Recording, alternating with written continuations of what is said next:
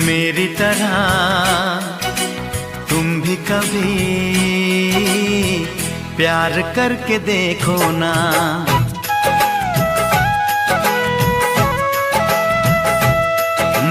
मेरी तरह तुम भी कभी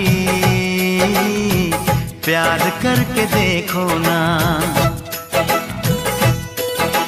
चाहत का मुझसे सनम इकरार करके देखो ना। कितना मजा है, कैसा नशा है, कितना मजा है, कैसा नशा है, प्यार करके देखो ना। मेरी तरह तुम भी कभी प्यार करके देखो ना।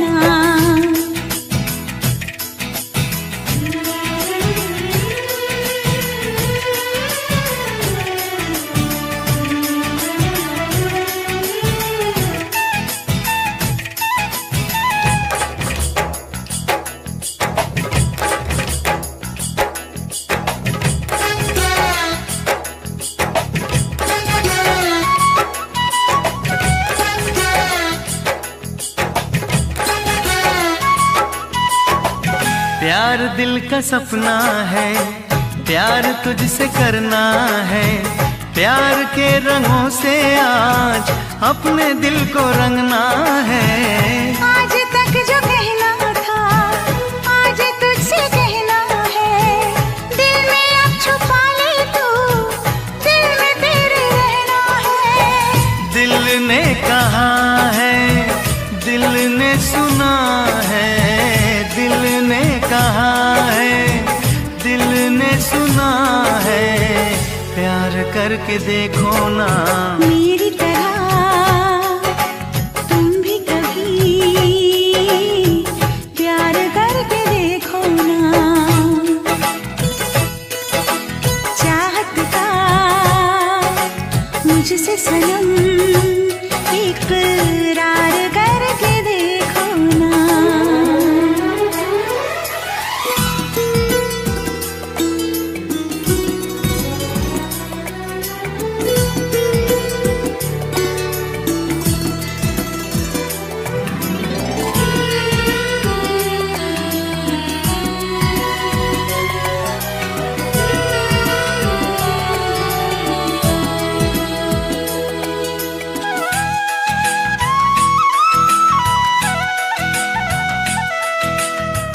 इस तरह से देखो तुम सादगी बिखर जाए।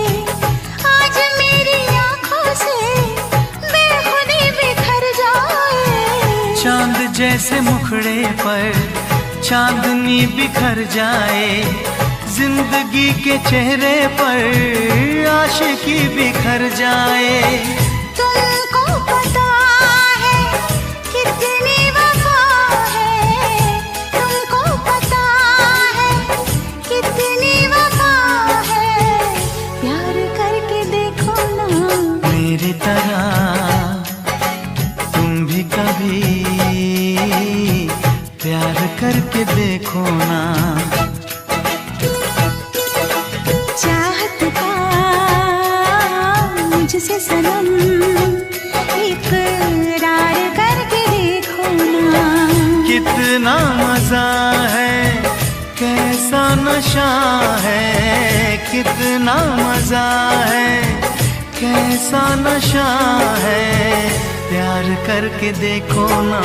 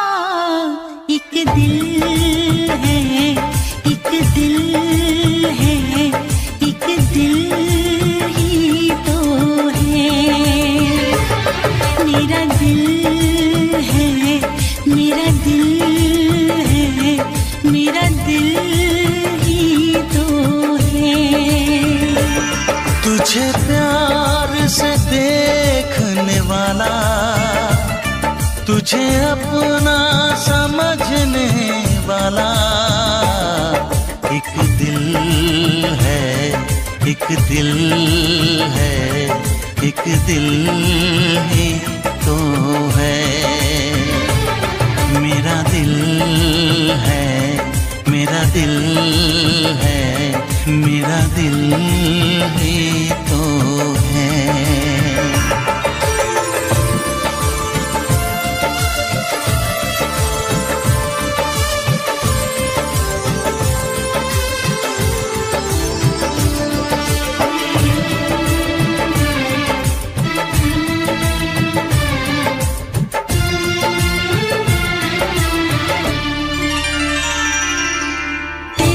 सबको मैं आज दिल भर छोड़ के आई, रस्मों के कसमों के सारे बंधन तोड़ के आई। देखो मैं तो देखो सोने यार को जब पल के उठाऊं, जिंदगी बना के मेरी जान को मैं सांसों में बसाऊं। तेरे इश्क में डूबने वाला तुझे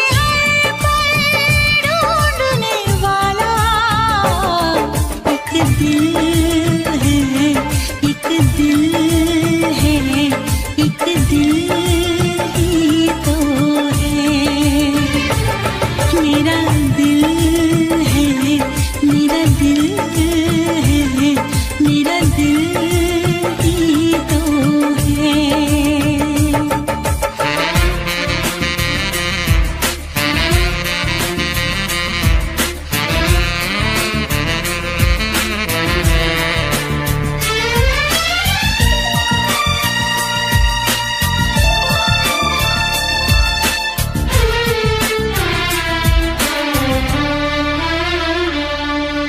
आजा तेरी सुनी सुनी मांग को मैं तारों से भर दूं, सजनी दीवानी सारी उम्र अब मैं तेरे नाम कर दूं। सारी दुनिया को मैं तो भूल बैठी बाहों में आके, ऐसा लगा सब कुछ पा लिया है तेरा प्यार पाके। तेरे ख्वाब सजाने वाला, तेरी दुनिया बसाने वाला एक दिल है, एक दिल है, एक दिल ही तो है। मेरा दिल है, मेरा दिल है, हाँ दिल ही तो है। तुझे प्यार से देखने वाला, तुझे अपना समझने वाला एक दिल है, एक दिल है, एक दिल ही तो है। मेरा दिल है, मेरा दिल है, हाँ दिल ही तो है। एक दिल है, मेरा दिल है, हाँ दिल ही तो है।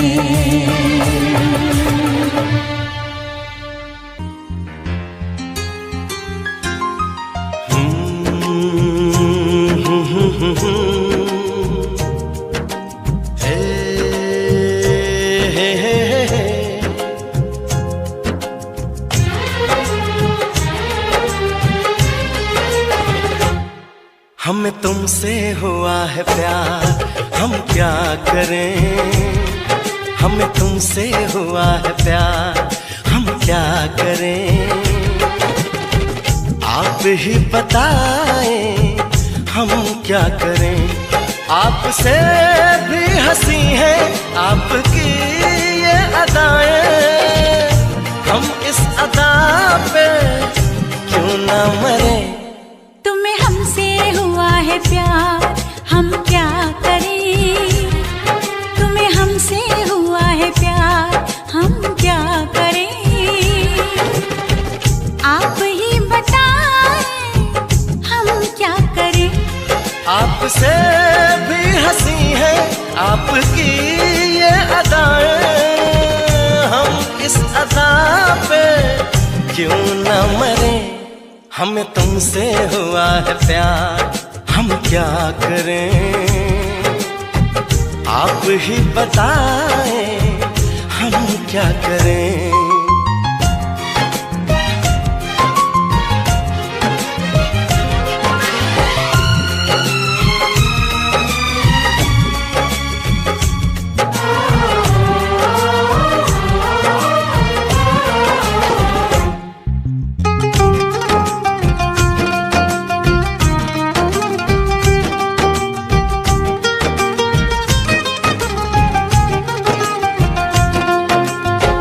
बस हम तुम्हें देखा करें, बैठी रहो आगोश में।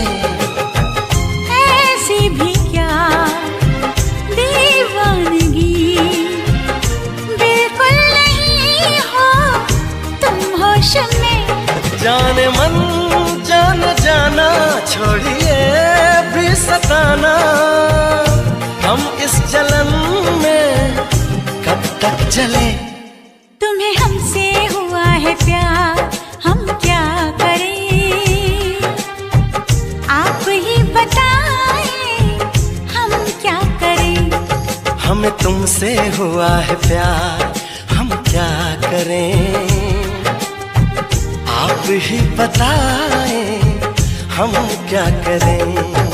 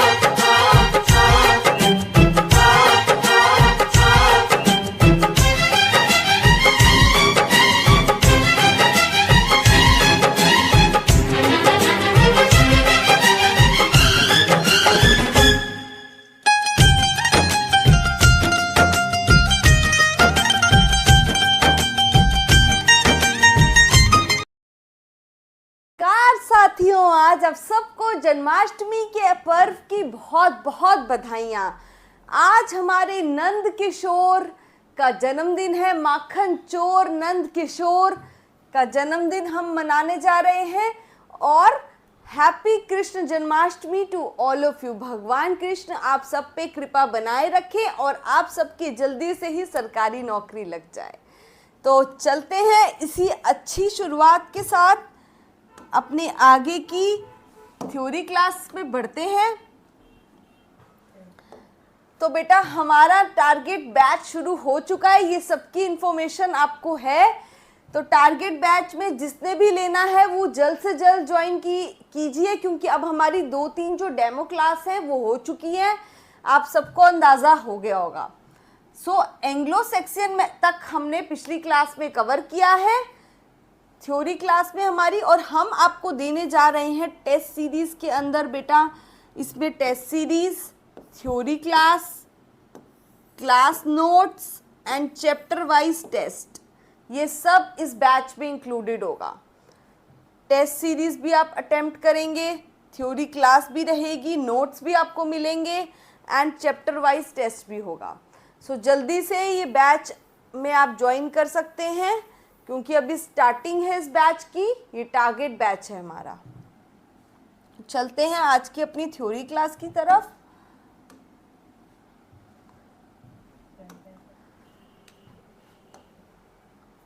थ्योरी क्लास नंबर 6, आज हमारी छठी थ्योरी क्लास है। 5 की जो थ्योरी क्लासेस हो चुकी हैं, जिसकी भी मिस हुई है वो अपनी थ्योरी क्लास देख सकते हैं यूट्यूब पे। Age and centuries, age and centuries का आज हम लेने जा रहे हैं topic. This lecture starts with Anglo Norman period. Anglo Norman period से आज का लेक्चर शुरू होता है। 1066 से लेके 1340 यानी 1340 तक का ये पीरियड है, जिसे कहते हैं एंग्लो नॉर्मन पीरियड। सो हिस्टोरिकल इसका बैकग्राउंड क्या है, ये पीरियड कैसे इमर्ज होके आया, ये पीरियड के पीछे क्या स्टोरी है वो हम जान लेते हैं। सबसे पहले जब ये पीरियड बिगिन हुआ 1066 में, तो उससे पहले हमें पता है कि से लेके 1000 एंग्लो सेक्सन पीरियड चला। ठीक है, एंग्लो सेक्सन पीरियड चला। अब यहाँ पे जाके ये पीरियड खत्म क्यों हुआ 1066 पे? तो रीजन है द बैटल ऑफ हेस्टिंग्स, यानी कि जो हेस्टिंग्स का युद्ध है, हेस्टिंग्स नामक जो युद्ध हुआ, उस युद्ध में विलियम द कंकरर आया। William the Conqueror, he was very strong powerful person.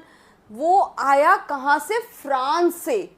और फ्रांस से आया और आके उसने 1066 में जो एंग्लो सेक्सन का जहाँ तक राज चल रहा था उसको ख़त्म कर दिया। और उसके किंग यानी कि हेरोल्ड को, किंग हेरोल्ड को, जो एंग्लो सेक्सन का लास्ट किंग था, उसको डिफीट कर दिया। और सत्ता पे कौन बैठ गया?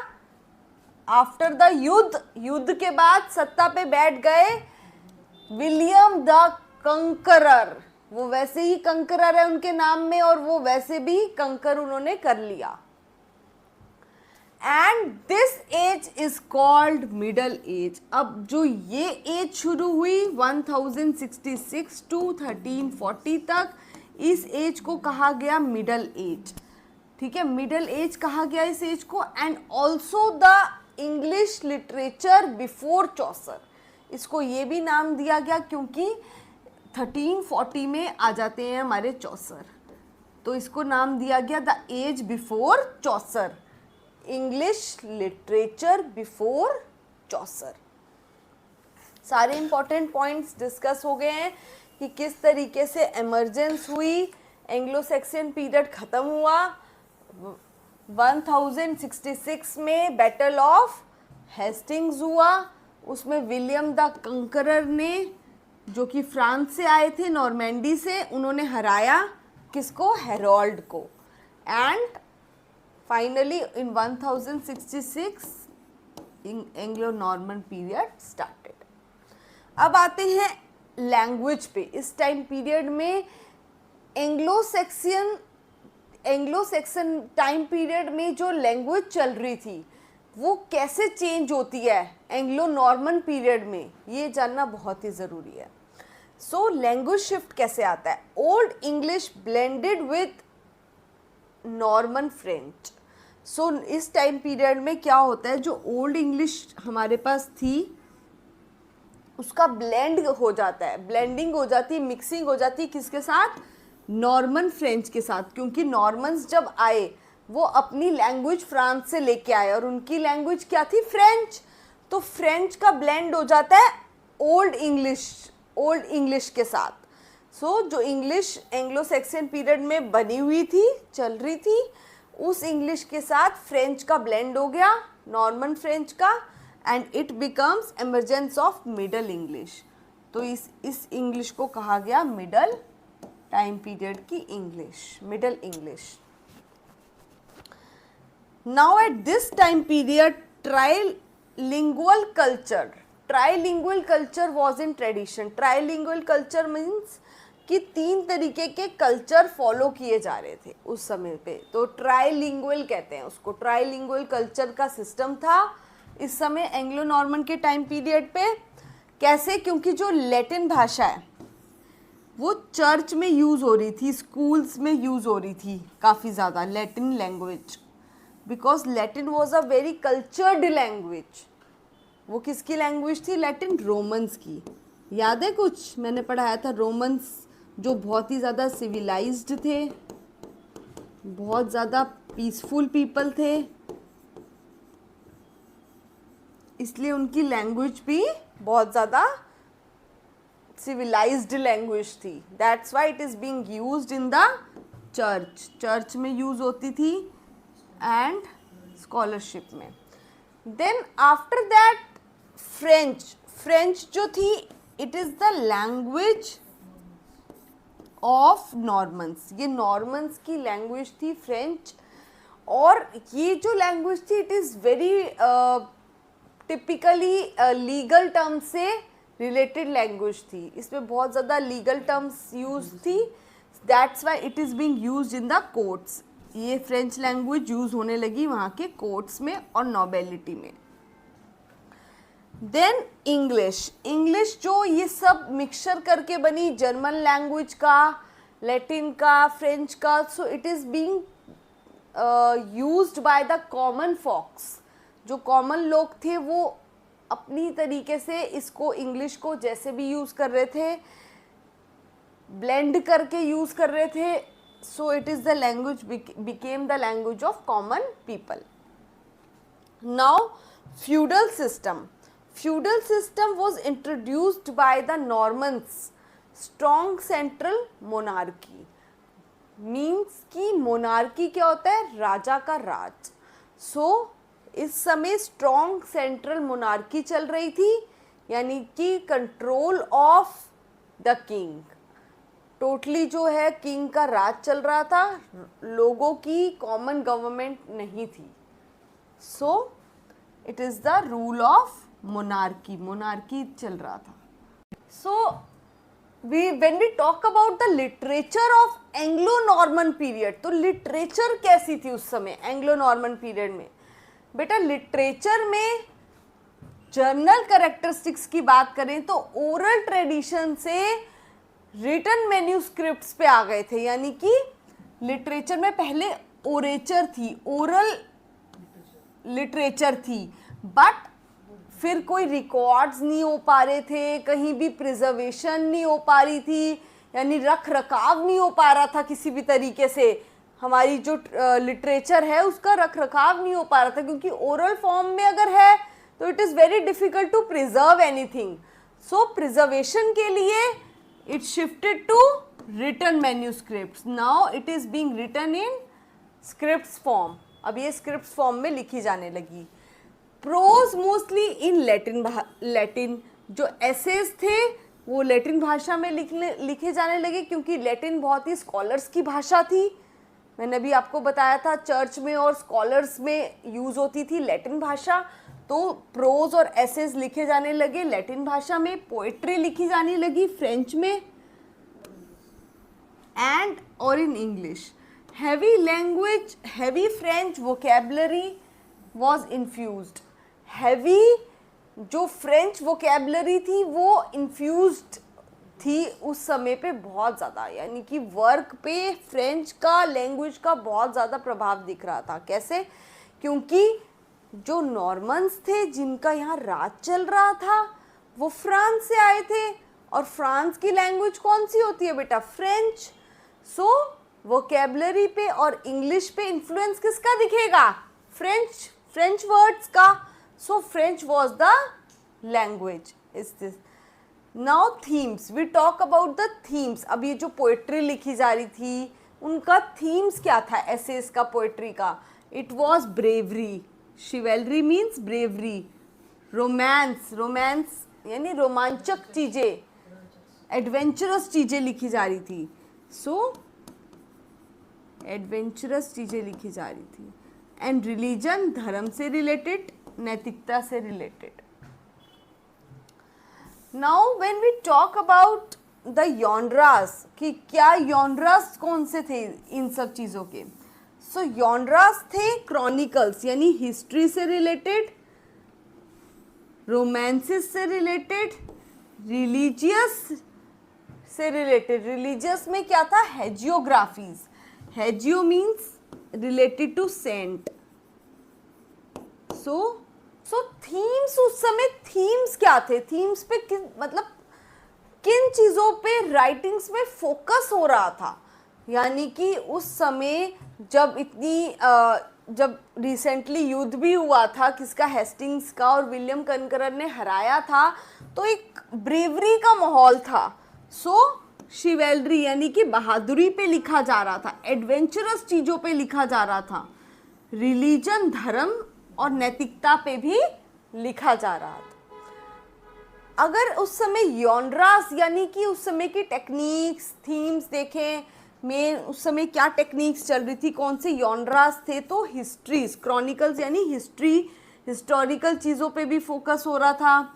रोमांसेस रिलेटेड यॉनरा थे, रिलीजियस रिलेटेड यॉनरा थे, और रिलीजियस में हेजियोग्राफीज मेन फोकस थी। हेजियोग्राफीज यानी उस समय बहुत ज़्यादा सेंट, हेजियो मीन्स होता है, hagio is the root word for saint.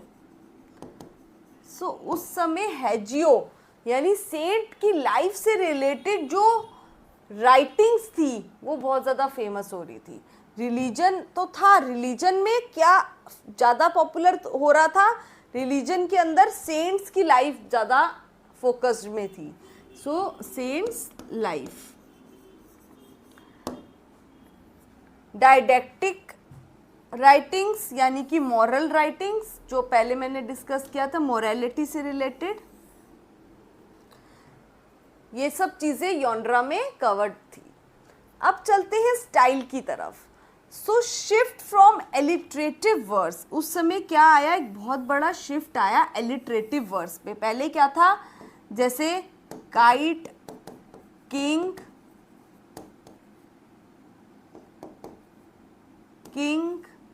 So repetition of के, एलिट्रेटिव वर्स यानी कि बार बार उसी का ख ख ख क क लेटर्स का रेपिटेशन होना बार बार, वो बहुत ज़्यादा इस टाइम पीरियड से पहले चल रहा था।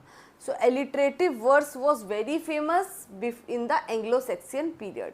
बट अचानक इसमें शिफ्ट आता है, एलिट्रेटिव वर्स कम होता जाता है एंड क्या चलने लगता है? राइमिंग स्कीम हाईलाइट होती है। अब धीरे धीरे क्या चेंज आ रहा है? इंग्लिश में राइम स्कीम आ रही है। राइमिंग स्कीम जैसे कि कैट, मैट, दोनों में राइम सेम है ना, 80 लास्ट में तो राइम कर रहा है, hot and pot.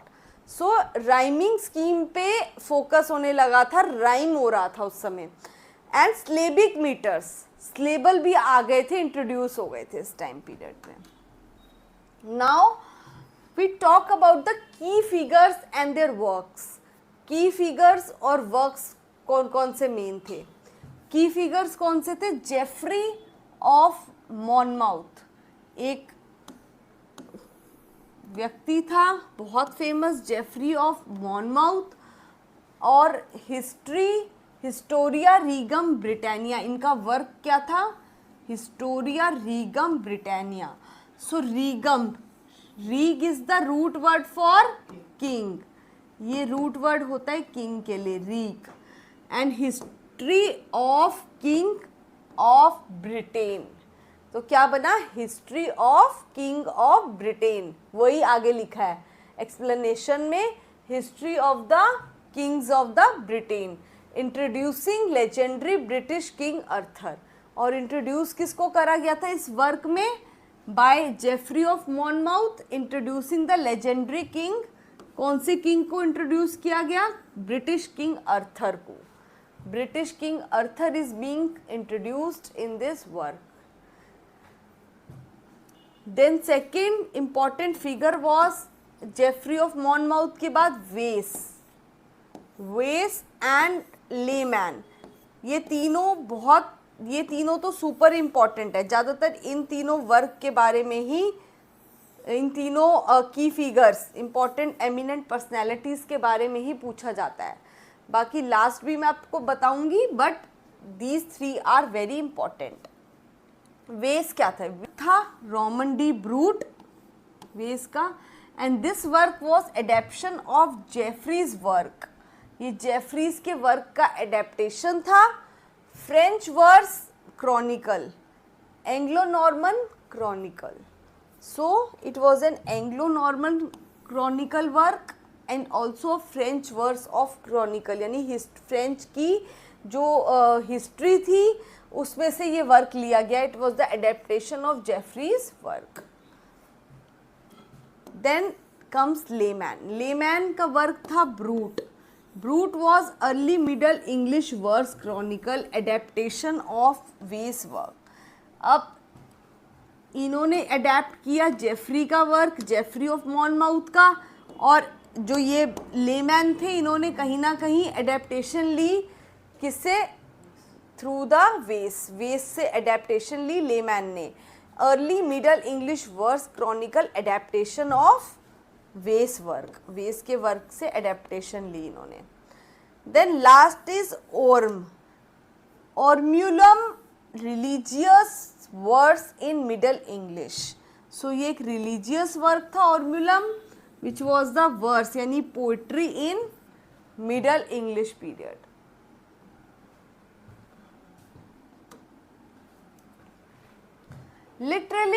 Literary significance. What was the literary significance at this Anglo-Norman period? Anglo-Norman period की क्या literary significance रही है ये जानना बहुत ही ज़रूरी है। जो लिटरेचर थी इस टाइम पे, जो लिटरेचर फॉर्म हुई उसने एक ब्रिज का काम किया, जोड़ने का काम किया। ब्रिज क्या करता है? दो तरफ से दो चीज़ों को जोड़ता है, बीच में आके ब्रिज का काम किया, जोड़ने का। सो इस लिटरेचर ने, एंग्लो नॉर्मन लिटरेचर ने ब्रिजिंग का काम किया। कैसे? जो ओल्ड इंग्लिश लिटरेचर थी यानी 450 टू 1066 तक की जो लिटरेचर थी उसको जोड़ा लेटर मिडल यानी 1340 से 1500 लेटर मिडल इंग्लिश लिटरेचर से। So this was a connection, bridge बना। This time period became a bridge between the Chaucerian English और Old English के बीच में एक ब्रिज बन गया। कौन सा time period? This time period. First time English literature was heavily influenced by continental Europe. पहली बार जो इंग्लिश लिटरेचर थी वो बहुत ज़्यादा इन्फ्लुएंस्ड थी किससे? कॉन्टिनेंटल यूरोप से। Foundation for Chaucer's age. अब जो ये लिटरेचर थी इसने एक बेस बना दिया था। कैसे? इन्होंने राइमिंग स्कीम इंट्रोड्यूस कर दी थी, लिटरेचर में काफ़ी कुछ चेंजेस आए, रिटन फॉर्म इंट्रोड्यूस हो गई, तो एक बेस बना दिया था चौसर की लिटरेचर के लिए, चौसर की इंग्लिश के लिए एक बेस बन गया था इस टाइम पीरियड में। Help to introduce romance literature into English. अब रोमांचक कथाएं जो हैं वो इंट्रोड्यूस करने के लिए एक बेस था हमारे पास। Help to introduce the romantic literature. जो हमने पढ़ा कि उस समय में थीम था कि रोमांचक एडवेंचरस कहानियाँ आ रही थी, तो उसने एक बेस बना दिया था ऑलरेडी पहले से ही। किसके लिए? आगे वाली आने वाली इंग्लिश के लिए एक बेस बना दिया। नाउ अगेन वही जो मैं हर स्लाइड के बाद आपको दोबारा से रिवाइज करवाती हूँ। ओल्ड इंग्लिश टाइम पीरियड बेटा 450 to 1066 which was Anglo Saxon time period. ये क्या था? एंग्लो सेक्सियन का टाइम पीरियड था। जस्ट आफ्टर दिस कौन सा टाइम पीरियड आया? एंग्लो नॉर्मन का टाइम पीरियड आया। आफ्टर दिस इसमें एंग्लो नॉर्मन का जो टाइम पीरियड है इसमें एंग्लो नॉर्मन्स बेसिकली 1340 तक रहे और 1340 में आए चौसर। चौसर का इन्फ्लुएंस रहा 1500 तक। एंड फ्रॉम 1500 टिल टुडे, आज तक मॉडर्न इंग्लिश लिटरेचर चलती आ रही है। लैंग्वेजेस की बात करें तो सबसे पहले लैटिन आई जो कि रोमन्स की लैंग्वेज थी। सबसे पहले रोमन एम्पायर का रूल हुआ। उसके बाद जर्मन लैंग्वेज थी एंग्लो सैक्सन्स की। आफ्टर दैट आई ओल्ड नॉर्स जो वाइकिंग्स की लैंग्वेज थी. Then came language from France जो कि किसकी लैंग्वेज थी, नॉर्मैंडीज की, नॉर्मन्स की. एंड इन सब का ब्लेंड बन के बनी हमारी English language. So this is all for today. I hope कि आप सबको ये कंसेप्ट्स क्लियर होंगे. अगर कुछ भी क्लियर नहीं होता, you can text me in the message box. आप मुझे पूछ सकते हैं अगर आपको कुछ भी क्लियर नहीं है तो. So we will meet tomorrow. You can join the YouTube channel A1 English 360 degree.